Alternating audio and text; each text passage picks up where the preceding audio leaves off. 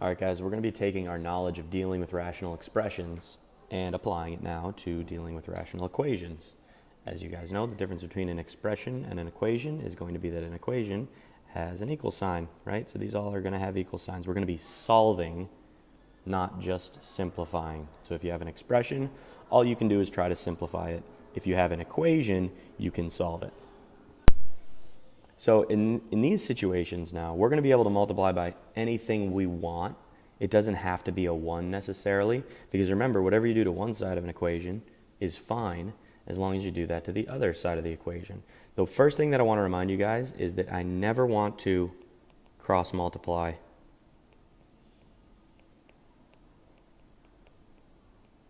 Never do this. This is a shortcut that somebody taught you one day that most of us don't really understand why it works. So I don't want you ever to just default to cross multiplying, because if you try doing that, you're going to find yourself in situations where you try to cross multiply, and that's actually not what you're allowed to do in that case. So if we do have equations, that is the situation where you could cross multiply, but don't do that. Go step by step. So we can multiply by anything we want here in this example A. What I want to choose is something that's going to allow me to simplify this.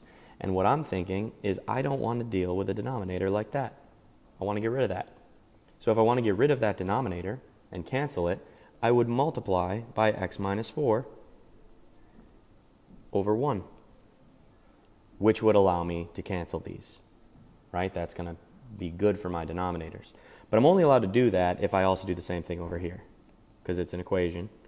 So I'm going to multiply the other side by x minus 4 over 1 as well. And that's going to leave me with 2x minus 3 equals 2 times x minus 4 over 3. All right. Now I don't want the denominator over here anymore either. So let's get rid of that. I'm going to multiply both sides by 3 to do that. So I'm going to have 3 over 1, multiplying by 3 over 1, and multiplying by 3 over 1 over here as well. So now I'm going to have 3 times 2x minus 3 equals, and now my 3 is canceled, so I have 2 times x minus 4 over here. So what you just did was basically cross multiplication, but you broke it down into the actual steps. What cross multiplication is that process. Get rid of this denominator by multiplying by it on both sides, and then get rid of this denominator by multiplying by it on both sides, and now we're here. Now we can simplify each side. So I'm going to distribute this 3 and have 6x minus 9. And on the right-hand side, I'm going to distribute the 2. And now I'm just solving. It's just solving an equation. So I think what I'll try to do is move the 2x, and I'll move the 9. And that's going to leave me with 4x equals 1, x equals 1/4. Okay, so there are a couple things that we've done here. The first thing we did is we multiplied both sides by the denominators. So let's make a note of that. All right, so we've removed the denominators and we solved, but there is actually a third step when we're dealing with rational equations, and it goes back to the idea of things being undefined. Remember, we talked about the fact that if there's ever a 0 in a denominator, we're going to have an undefined expression. So in the end, we have to check and make sure that our solution isn't going to create an undefined expression. This 3 is never going to be a 0, but there would be a case where this x minus 4 would be a 0. So even though it's pretty obvious, I'm just going to check right now, and I'm going to see if plugging in that 1/4 that we just found gives us a 0 when I plug that 1/4 in here. And let's see. 1/4 minus 4 would end up giving us negative 15/4, which is not 0, so we're okay.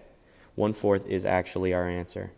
So this step that we just performed is checking for extraneous solutions. Extraneous means a solution that would actually render this equation undefined. So there could be cases where we're going to get a solution, but if we plug it back in, we're going to realize that this wouldn't actually work because it would make us have zeros in a denominator somewhere. So those types of solutions would be extraneous.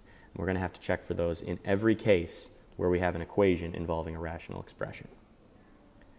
Let's go over to B.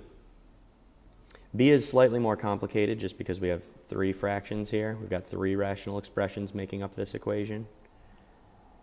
So what I'm going to do is I'm going to try to find the least common multiple, or something that I could multiply every piece by that would allow me to cancel these denominators, right? So I want to get rid of all of my denominators, which means I'm going to want to multiply this side by a 5x to get rid of this. If I'm going to multiply this side by 5x, I've got to do the same thing over here, right? I also want to get rid of this x and this 3.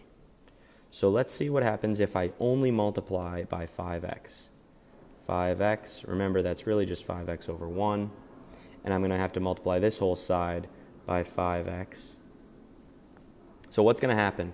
Well, these will cancel, and when I distribute this 5x in here, this x will cancel with this x, but this 3 isn't going anywhere. So I actually want to change what I'm going to multiply by. I'm going to multiply by 3 times 5 times x, because I want to be able to cancel out each one of these denominators. So here's how this is going to work. I'm going to distribute that 3 times 5 times x, and I'll have 3 times 5 times x over x minus 3 times 5 times x over 3 equals negative 3 times 5 times x over 5x. So I've very strategically chosen something that's going to allow me to simplify these. These x's will cancel, these 3's will cancel, these 5's will cancel, and these x's will cancel. So now all I'm left with is 3 times 5 minus 5 times x equals negative 3. And now I'm just solving. All right, this is just solving an equation. So this is 15 minus 5x equals negative 3. I would move this 15. So now I have negative 5x equals negative 18. And then I would divide by negative 5.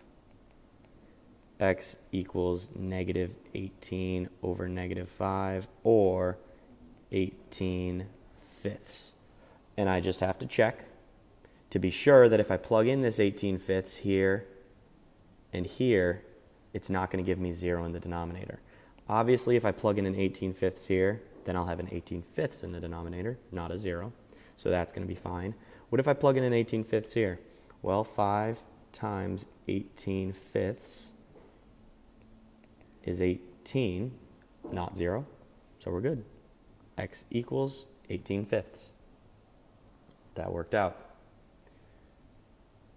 We're going to do one more, and this one's going to involve some more complex denominators.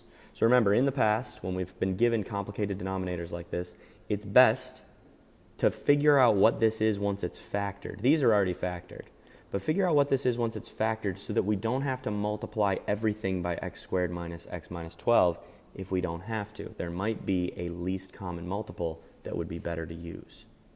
Okay, so I have x over x minus 4 minus 1 over x plus 3 equals 28 over, well, if I use double bubble and make a list of factors of negative 12 that add up to negative 1, I could use negative 4 and 3. So I'm going to have x minus 4 and x plus 3.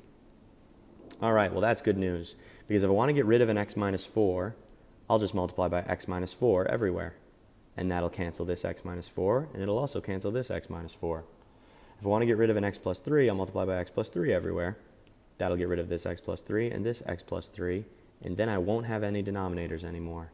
So I'm going to multiply this side by x minus 4 and x plus 3, and I'm going to have to do the same thing to this side.